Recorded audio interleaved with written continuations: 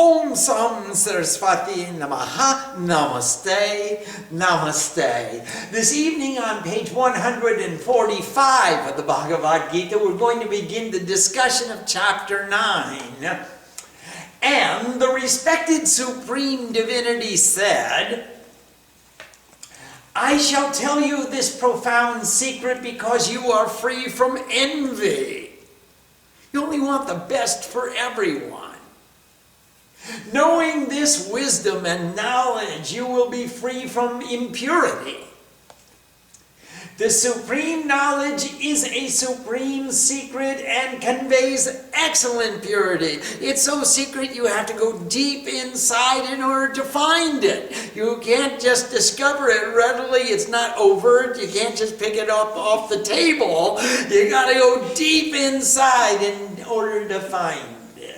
It is empirically verifiable in accordance with the imperishable ideal of perfection and is easily performed. You can see it, you can touch it, you can feel it, you can smell it, you can hear it. It is empirically verifiable. The supreme, imperishable ideal of perfection.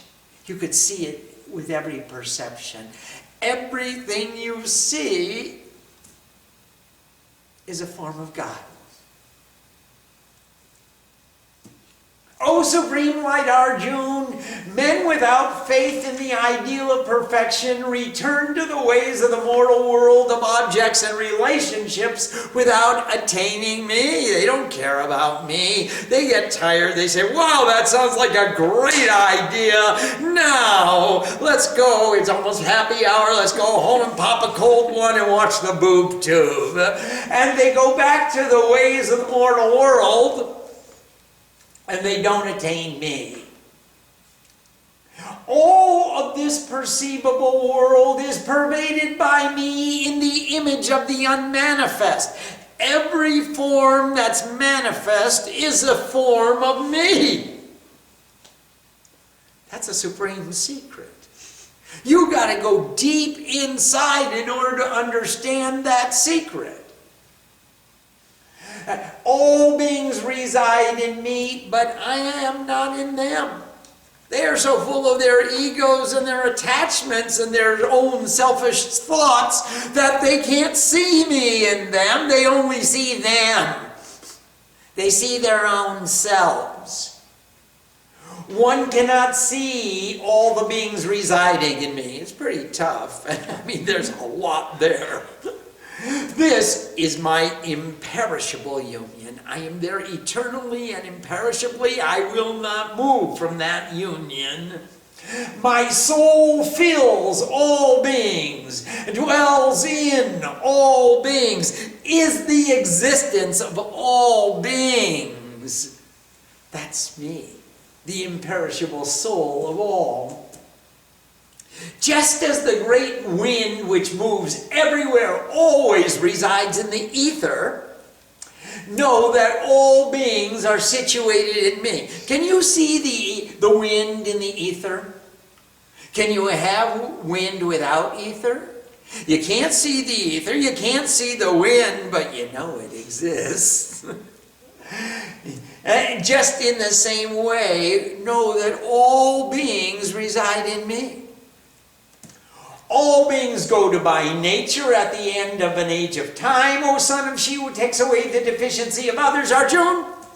And at the beginning of another age, I create them again. So they come to me and they go away, and they come to me and they go away. And they get filled with ego and attachment, and they go out in the world and they see worldliness. And then they give up their ego and they give up their attachment. They come to me and then they go away again. Kids go out and play.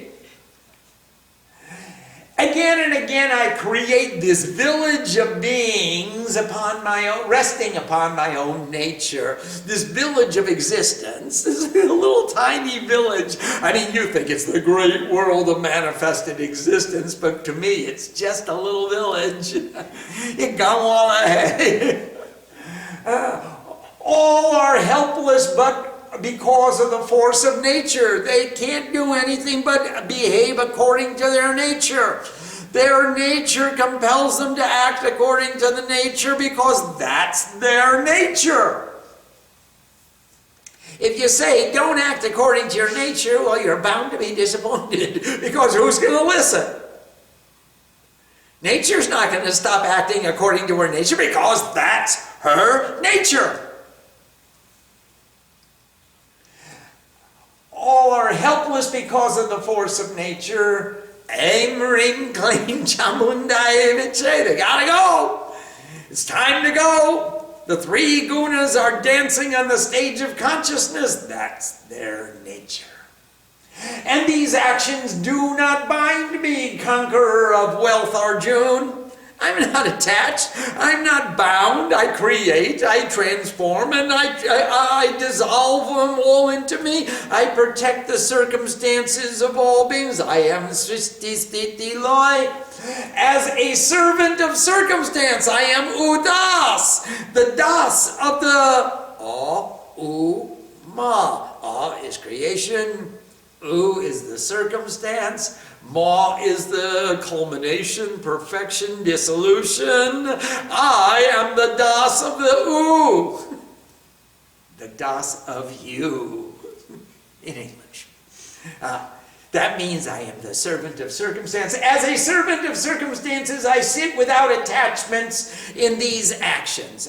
I remain unattached, and yet I act.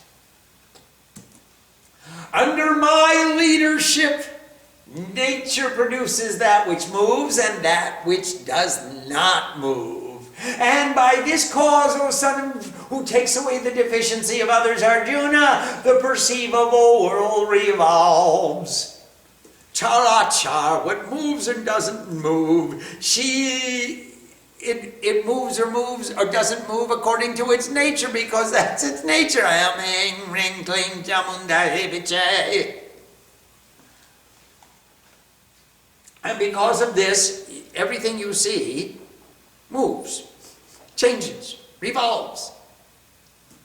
Fools disrespect me because I have taken refuge in a human body. They do not know my supreme attitude as the supreme Lord of all beings. If you're foolish, you only see the outside. You don't look inside and see the divinities there. And they disrespect each other. Even the divinity, the God residing in all, they disrespect that God. They just say, oh, you're just another embodied man, a human being. Ew. Ad nauseum.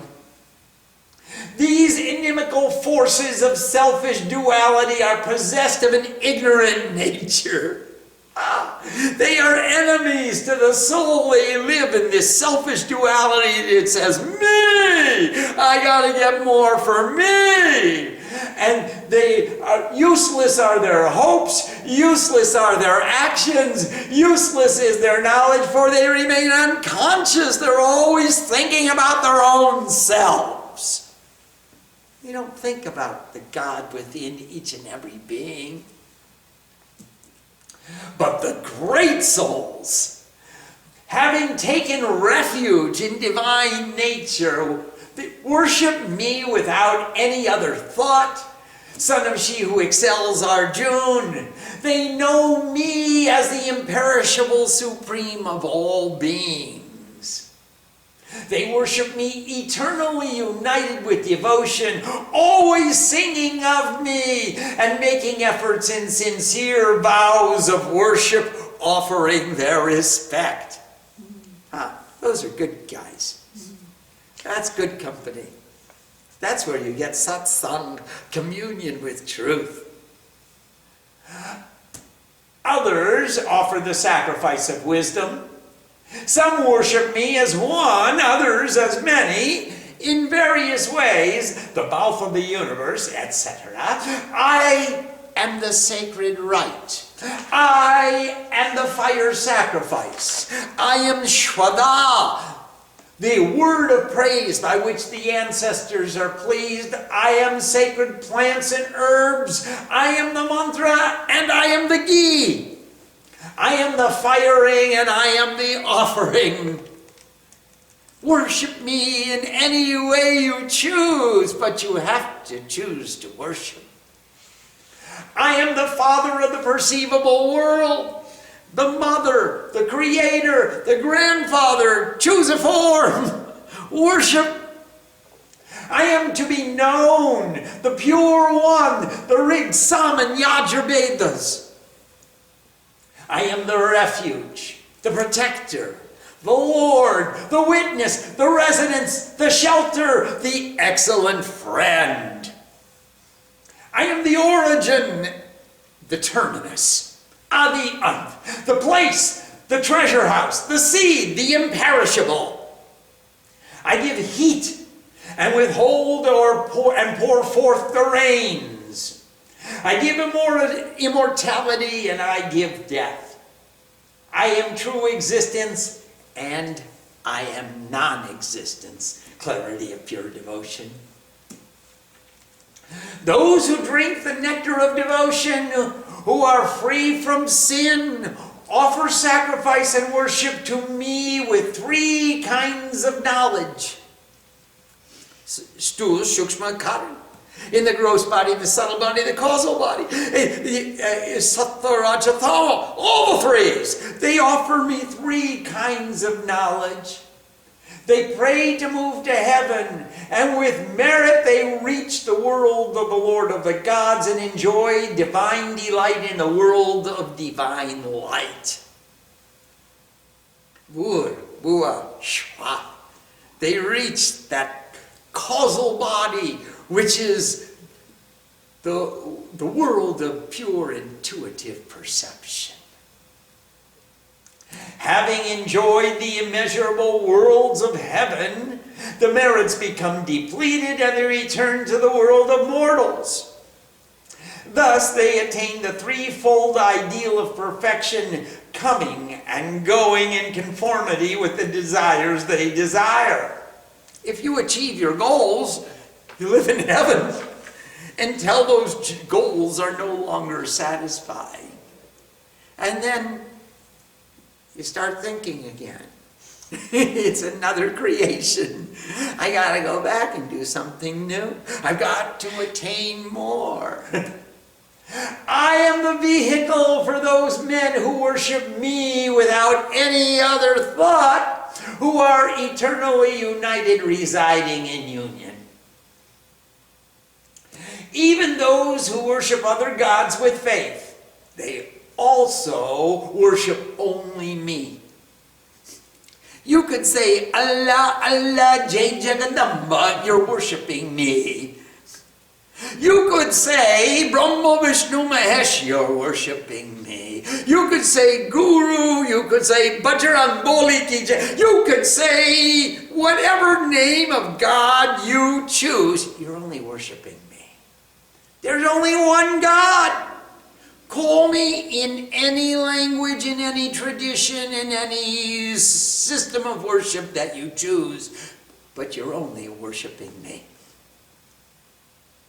O son of she who takes away the deficiency of others, Arjuna, even without a system, even if you say God, God, God, God, God, God, God, you're worshiping me.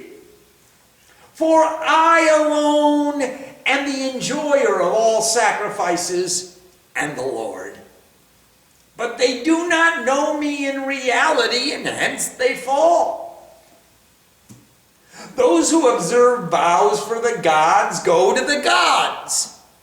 Those who observe vows to the ancestors go to the ancestors. Those who worship all beings go to all beings. My worshippers also come to me. If you worship any form of divinity, you will unite with that form of divinity. But if you worship the infinite beyond conception, who is the essence of all divinity, you'll remain in union with all divinity. Everything divine is an expression of that one divine force. Whoever offers me even a leaf, a flower, a fruit, or some water with devotion, I accept that offering of devotion from the soul who makes efforts. Patram pushpam phalam toyam yome bhaktya prakachati. Whoever offers me a leaf, a flower, a fruit, or some water with devotion, yome bhaktya prakachati, who gives it to me with devotion. Bhakti diye, bhakti se dete. In that same way, I receive that devotion. I accept that offering of devotion. I don't care what your media is of offering devotion. You could offer it through a flower. You could offer it through a leaf. You could offer it through a piece of, from Brahma to a blade of grass. You could offer it. I want the devotion. I don't care about the thing. All the things are mine. I reside within everything. Who are you to offer me a leaf? That's my leaf you're offering. Brahmarpadam, Brahmahavir, Brahmagnau, Brahmahakutam. The Supreme Divinity makes the offering. The Supreme Divinity is the offering. The Supreme Divinity is the recipient as well. Patram pushpam phalam toyam. If you offer even a flower or a leaf or a piece of fruit or some water, even a couple of drops of water, if you offer that, I accept your devotion. I don't care about what you're offering. Whatever you do, whatever you eat, whatever you offer in sacrifice, whatever you give, whatever austerity you perform, O son of who takes away the deficiency of others, Arjuna, do that as an offering to me. Thus, you will be liberated from the bondage to actions with their pure and impure fruits. Giving it to God. Whatever you do, whatever you eat, whatever you offer in sacrifice, whatever you give, whatever austerity you perform, all of life, your whole life, make it an offering to me. The soul which is united in the union with renunciation is liberated and comes to me. She has renounced all of her attachment to the actions that she performs. Only she thinks of me. I am the same within all beings. Neither have I any enemy, nor is anyone especially beloved. But those who worship me with devotion, they are in me, and I am within them. Look, in every being you'll find a soul. Some of those souls are unencumbered, and they're liberated souls because they have no selfishness and no egotism that they're projecting all the time. Neither self-conceit nor self-deprecation. Other souls are so full of themselves that it covers all the purity of the soul. They can't see God for they can't see the forest for the tree.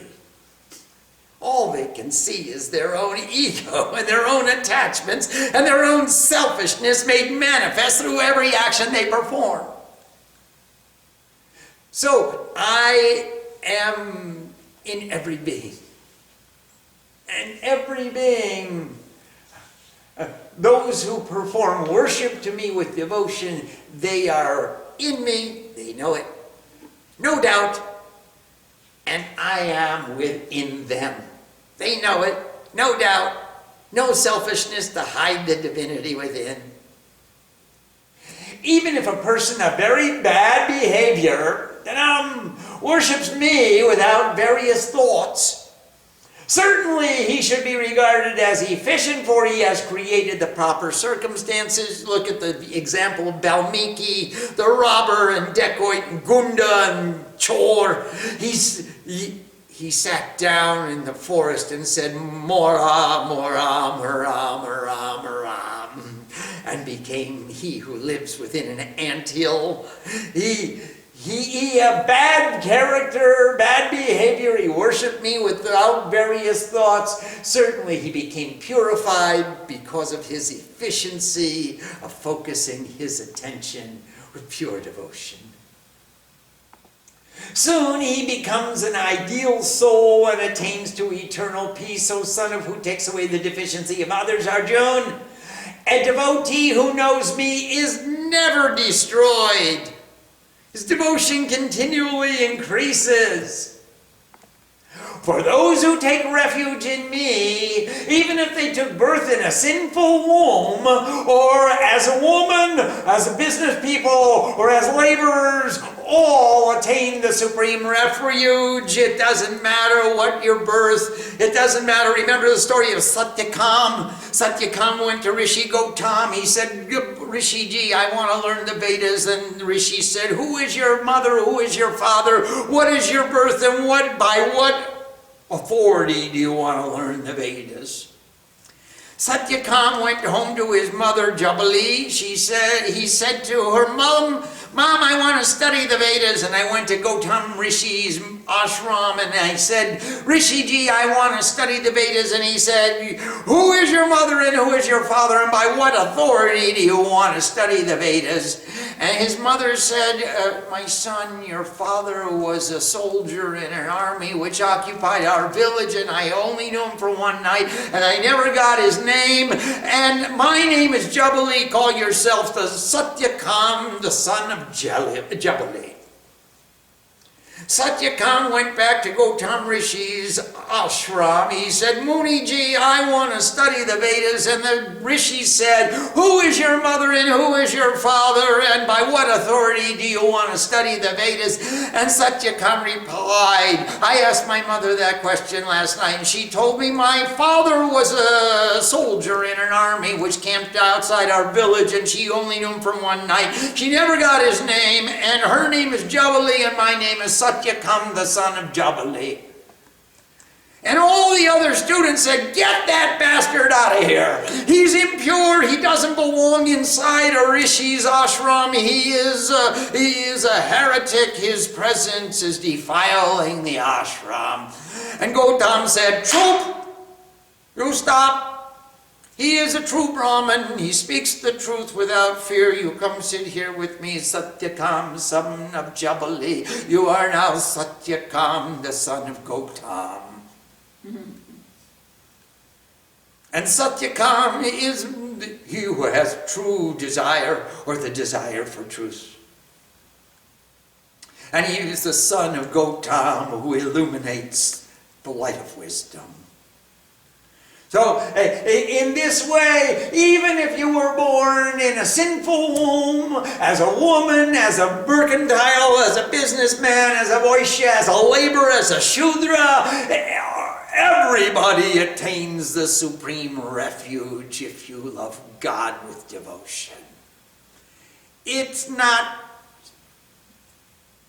exclusive to this caste or that creed or this jati bhed. We become Sabarni, who belongs to all colors, castes, creeds, tribes, persuasions. We belong to everybody. Whoever takes refuge in God invariably becomes a refuge to others. How much more those meritorious souls who know divinity and the devoted supreme sages who worship me, having attained this transient world without pleasure? Well, if anybody who takes refuge in God gets the supreme devotion, then how much more so these beautiful souls who live in the Devi Mandir, who come to class every night and study the Bhagavad Gita and get up every morning and read the Chandipa and do the puja and do the pat and learn and practice and devote their lives as a consecration to God. How much more would they achieve? Think of me. Be devoted to me. Sacrifice to me. Offer respect to me. Having united your soul with me, come to me as the supreme goal. Oh. Om Sam Saraswati Namaha. Iti Navamadhyaya. Let's Let's see if there are any questions. We have a question from Sadhana Shakti. Namaste, Sadhana Shakti. Pranam. Is there a difference between moving according to our nature and moving according with our samskaras and tendencies? Yes, there is a difference. Now, your sanskaras is your nature acquired from a previous incarnation. What happened yesterday in your history? You know the laws of cause and effect. And what you did yesterday is what is going to befall upon you today. And those are the sanskaras, the tendencies, the attributes that with which you come into the present circumstance caused by yesterday. Your nature is caused by your current circumstances and your current aspirations as applied to yesterday's sanskaras. So you have a free will, you have a choice, you have an opportunity to change your nature. For example, you were born in the house of a boisha. They were mercantile people, they had jobs, they had businesses, they went to work every day, they didn't get up and sing the Chandi every morning. They got up and they picked up their plow, they said, "Oh, Vishnu." And they went out and they plowed the field all day and they came home at night and they said, "Oh, Vishnu." And they put down the plow and they said Vishnu's name twice a day. Now here you are, taking your current aspiration and your current inspiration and your current undertakings and knowledge and circumstances and say, "I'm going to educate myself to be a Brahmin, and I don't want to just say Om Vishnu, Om Vishnu. I want to say I'm going to get up and do the puja and then chant the Chandi and then go out and serve God all day long and remember everything that I'm doing is an offering to God. I'm going to come home at night and I'm going to sit in the class and I'm going to study the Bhagavad Gita and I'm going to create the circumstances conducive to my changing my nature." So you're not just in adherence to the sanskara of what you came into this world with, but now, like a pinball in a pinball machine, you're bumping against the bumpers, and you came across and bumped into Srima, and she said, "Whoa, you could take the straight path if you want. You don't have to keep bumping from side to side as a ball in a pinball machine. You could go to school and educate yourself and get a good job and invest in your future and become self-sufficient and become a contributing member of society and become an example of the teachings of the Devi Mandir, which became your present aspiration and your current nature, not just your sanskara." So this is an illustration how you came into this world with a samskara that said, "I'm going to manifest my tendencies in such a way." And then you took that samskara and used that as a foundation upon which to build an edifice of sadhana so that your life became an example and became exemplary and worthy of respect by so many people that you are Phi Beta Kappa and you're on the dean's list every month, every semester. I rest my case. Yes, please. We have a question from Sharanya. Namaste, Sharanya. Pranam. In verse 21, having enjoyed the immeasurable worlds of heaven, the merits become depleted and they return to the world of mortals. Is this passage saying there is no complete liberation from the cycle of birth, death, life, and reincarnation? Please clear up my confusion. Well, this passage is not saying that there is no complete liberation. But other passages said that. This passage is saying every time you achieve a worldly goal or a goal of union with a manifested image, all manifested images are transitory. If it came into existence, it's going to go out of existence. If it's a manifested image, it's transitory. And if it's transitory, your union with the transitory is transitory. So you'll enjoy your union with the transitory so long as it exists, and then it will disintegrate. Just like all unions with the transitory disintegrate. But if you unite with me, the infinite, unchangeable, permanent, you stay in union no matter what the transitory does. I don't change. You didn't change. You were there when you were a little girl. You were there when you were a young lady. As you approach middle age, you're still there, and there's a pretty good chance you're not going anyplace. The transitory is changing because of its nature. You didn't change.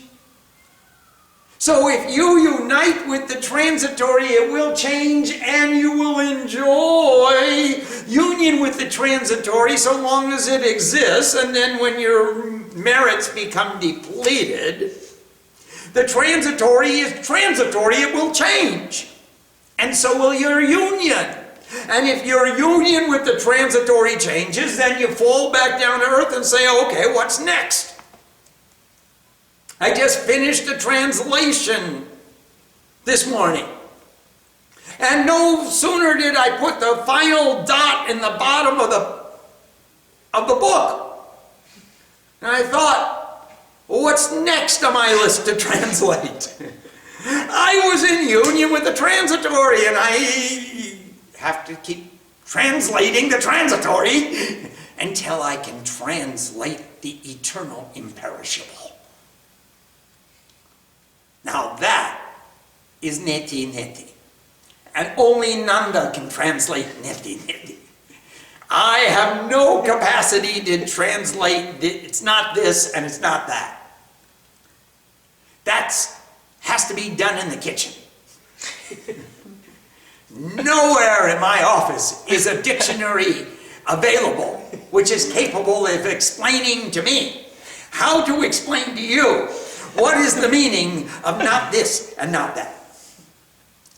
So if we do believe that if there is a creation, there will be a preservation and there will be a transformation, and it's going to change.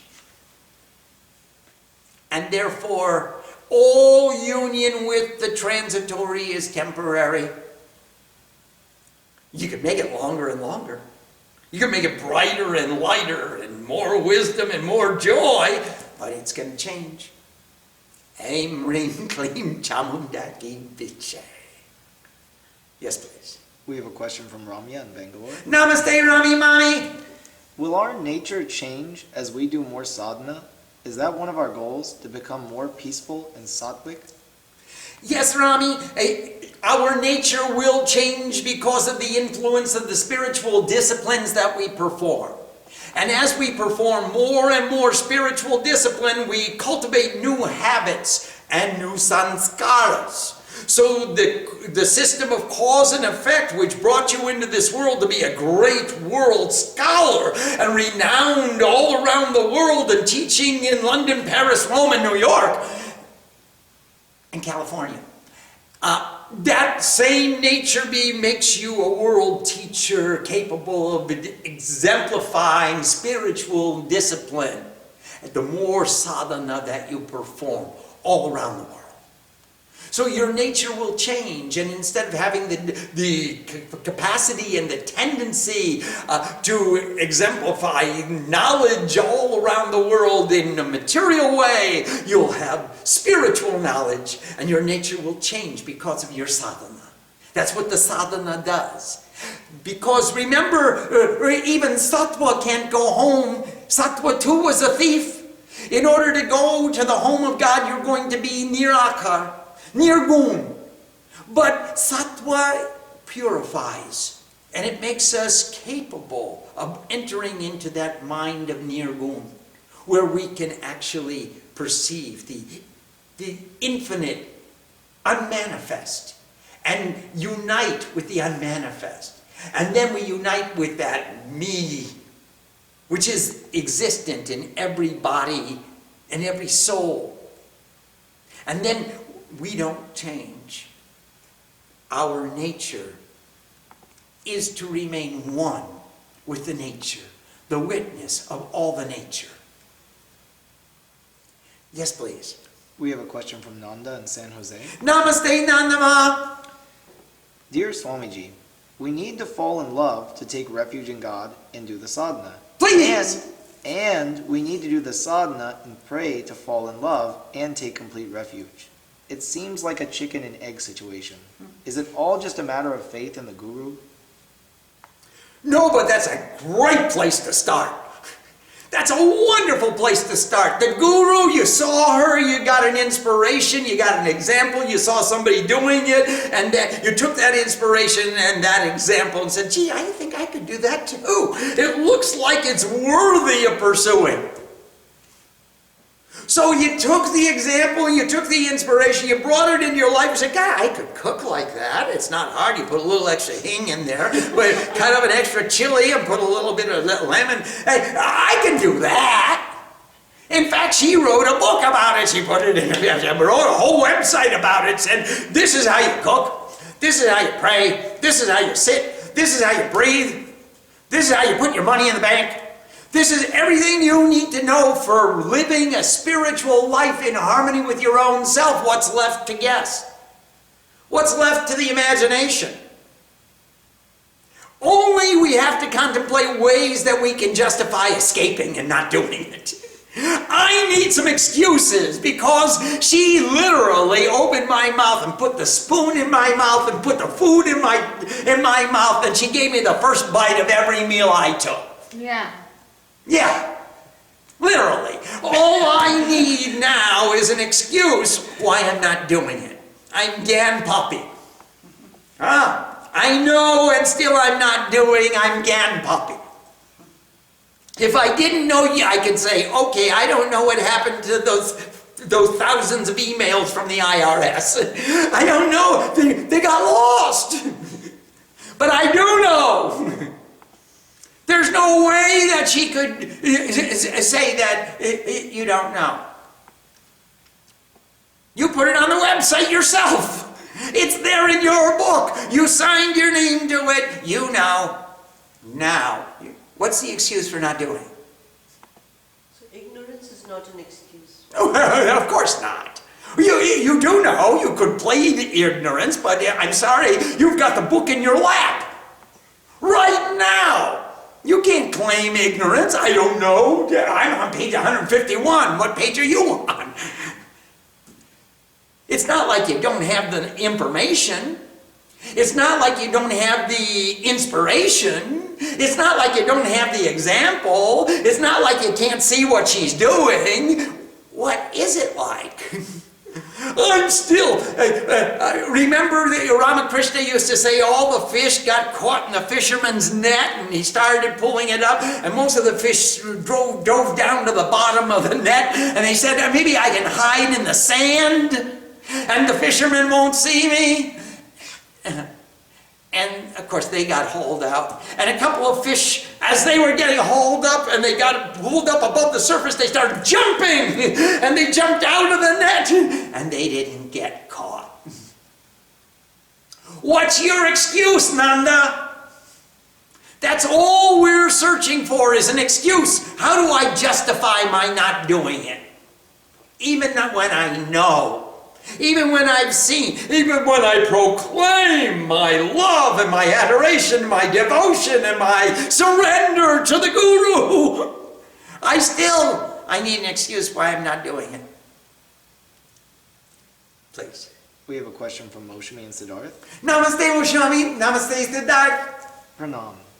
Verse 4 says, all beings reside in me, but I am not in them. This appears as an apparent contradiction. Can you please elaborate a little bit and clear our confusions? Yep. They're all of us, every being in the universe is part of the universal soul. The universal soul is within every being, but most of us are so caught by our ego and our attachments and our selfishness that we don't see the God within us and we don't see the God outside of us. We're so busy seeing our own selves. We're thinking about me, the most important person in my life. Huh? And if only the right partner would come along and support me and what I want to do, the way I want to do it, so that I can be happy. We're all looking for my solution. And we don't see the God within us. We're oblivious to the God that's in me. It's almost like God is not there at all, only ego is there. And that's the way he's describing this phenomena. They're all in me, but I'm not in them. They're not looking for me. They're not living with me. They're not making their lives as a sacrifice to me. They're only thinking about their own selfish selves. And in this way, he's saying, I'm not in them. I can't be there so long as there's no room for me. They are so full of themselves that there's no space for me to live there. Now, if they would kick out some of the ego, if they would let go some of the attachment, if they would make space, I'd be there in an instant. No sooner do they let go of that ego, that attachment, that selfishness which says, I'm not going to do it fully and completely and perfectly. As long as they're holding on to that selfishness, I'm not there. There's no room for me. Make a vacancy. You're the landlord. You make a vacancy, and then I'll move in. Yes, please. We have a question from Ambika. Namaste, Ambika. I understand that we should make our entire life an offering to God, and that God is always with us, even rooting for us to succeed. Even though my intellectual understanding never wavers, sometimes fear sets in and I lose my faith. Where does that crazy fear come from, and why are we even wired that way? Well, oh my God, most of us are just plain wired.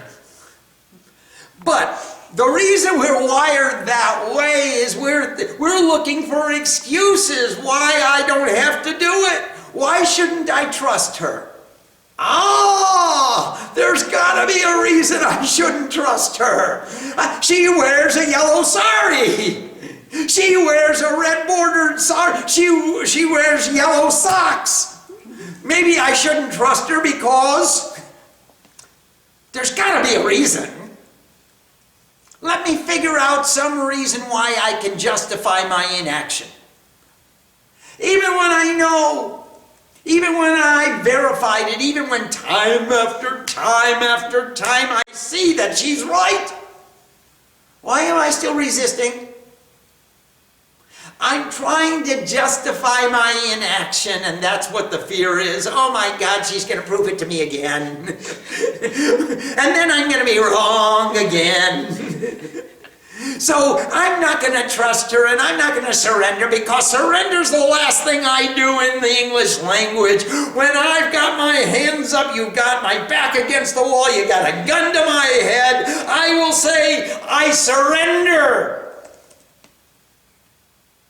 But in Sanskrit, we know the first objective is to surrender, is to give up that ego, to give up that attachment, to follow the example, to follow the inspiration, and let your heart yearn for union with that supreme divinity, with that example of perfection which inspires us in the first place.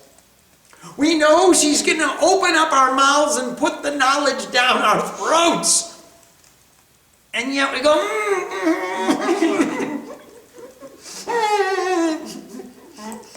please don't feed me. If you feed me, then I have no excuse not to do it.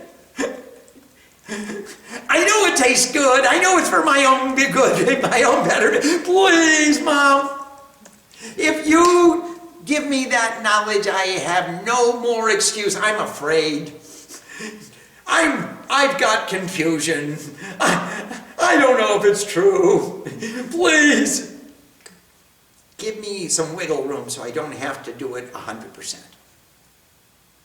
Yes, please. We have a question from Elise. Namaste, Elise. Namaste, Robert. Namaste. Why do we look for excuses? We have to justify our inaction. We feel it compulsory to rationalize why I know and I'm not doing. So I'm going to make an excuse why I'm not doing. I know, Parvati, you still teach first grade. Why do the kids don't bring their homework? The dog ate the homework. We know that. We know everybody's looking for an excuse to blame somebody else for my inefficiency and my inactivity. Who wants to take responsibility anyway? How many guys say the buck stops here? Oh no, it was the last president and the one before him. It goes on and on and on. We're all looking for a justification to rationalize our inefficiencies. Rather than saying, I'm going to become so efficient, everything I do is going to generate energy, it's going to generate opportunity, it's going to empower others, it's going to illuminate this universe. Her being is an illumination. Yes, please. We have a question from Sadhana Shakti. Namaste, Sadhana. Namaste. Can you please elaborate what it means to go to the ancestors? Yes, we are a product right now. Where I've come from is a product of what the path that was prepared for me to get here. Now, I'm in a good place with good people, doing good things, talking about something intelligent. For a few minutes anyway. And a lot of that was because of the path that my ancestors prepared for me. They made their way to the New World, and they climbed over the mountains, and they settled the plains, and they made their industries, and they became economically self-sufficient, and then they educated their children, and that education empowered us to become what we became. In fact, they empowered us in such a way that we were afforded so many choices. You could become a doctor, a lawyer, or an Indian chief. You could become anything you wanted to become. That's empowerment. I mean, how unfortunate that so many young people all around the world are not empowered in the same way that our ancestors empowered us. And said, take the education that's appropriate for you and study the fields and the subjects that you want to study and learn about the things that are of interest to you and figure out yourself how you want to make your contribution to this world, to make this world a better place because of your having been here. Here, Sri Ma came from the village of Upper Assam, up in the mountains, and she came and wandered through the Himalayas and came to America and started an ashram and started a global family and a congregation all around the world, which is transmitting by satellite through the internet, educating really, literally thousands of people every day about the ideals of perfection. Now, her ancestors prepared the way for her to have the sanskara, to get the tendency, to build on that tendency as a foundation to create her nature to express itself the way it does today. And so we want to unite with our ancestors and say, hey, 7 generations who came before me, 7 generations who are to follow me, I want to thank you all. I want to give you pure love. I'm going to accept you for what you did and appreciation. I appreciate all of your efforts to bring me to where I am today, and I'm going to turn that into inspiration for the next generations to come, 7 generations to follow. Please empower yourselves in the way that I became empowered. Make yourselves capable of making the choices of how you want to educate yourselves and how you want to utilize that knowledge and those skills and those talents so you can make a contribution to this world and make this world a better place because of your coming into the world. 7 generations previous, I want to say namaste. Look at what I did with what you gave me. 7 generations to come, I say, look what I'm giving you so you can become whatever you want. To use that, utilize those resources and that knowledge. That example, somewhere in your family tree there was an old hippie who dropped out and just sat on top of a mountaintop with a loudspeaker and a megaphone and shouted to the world, you have choices. You have choices. So in this way we unite with the ancestors.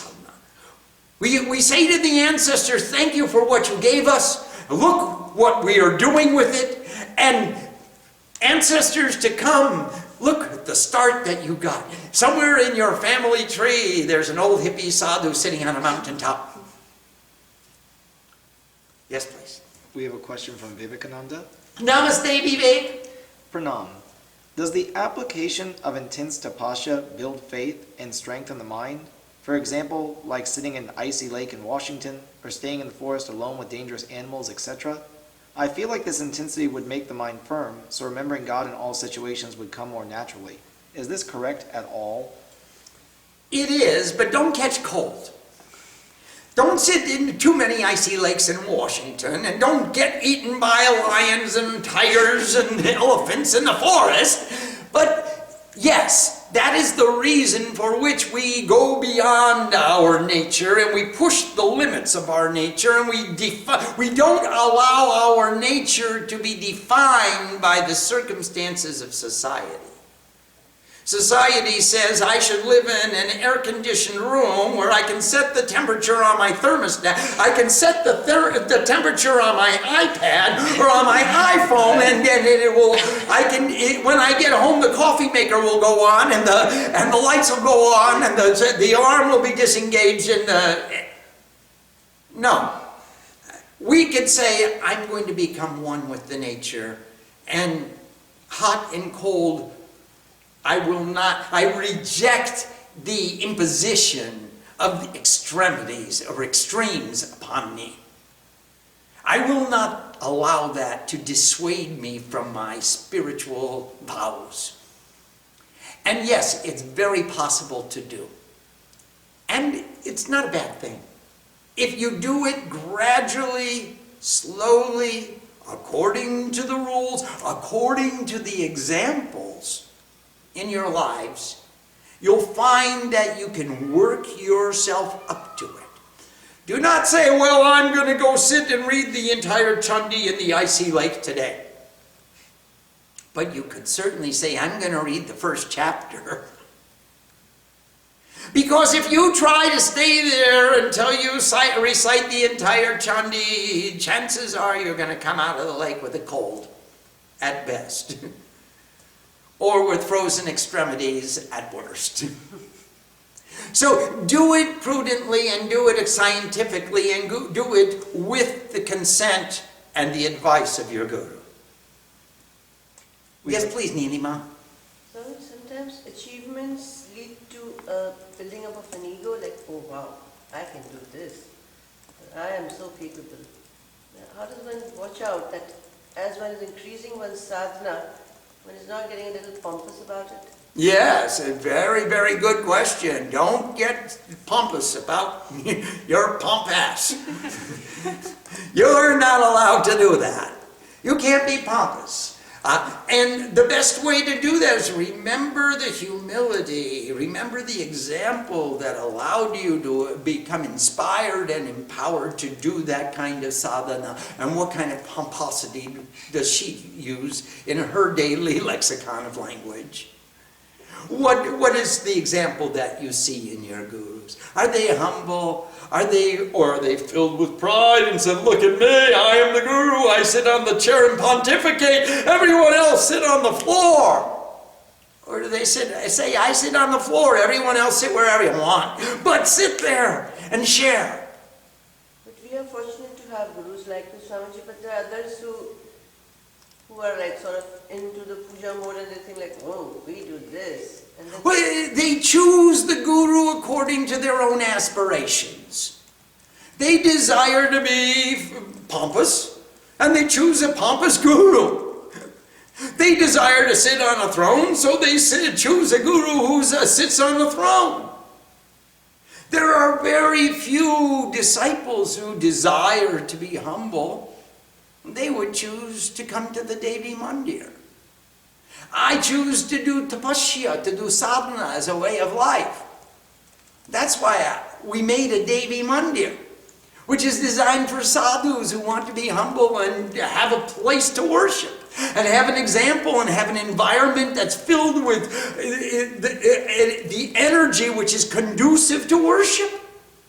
There are no distractions in the temple. There's no telephone, there's no television, there's no internet, there's no... only we broadcast to share that inspiration. There's no distraction here. Everywhere you look in the Devi Mandir, there's an altar. Choose an altar, sit down, there are the flowers, there's the puja book, there's the mantra, sit down and do your worship. Who's going to praise you and commend you because you did worship in the Devi Mandir? Everyone is the pujari in the Devi Mandir. Who will praise anybody for doing puja? So our intention is to empower people to unite with the infinite beyond conception, not the transient. We use the methods of worship of a manifested form in order to come into harmony and union with that infinite, omnipresent, eternal existence which resides in all beings. Om Sam Saraswati Namaha. Namaste.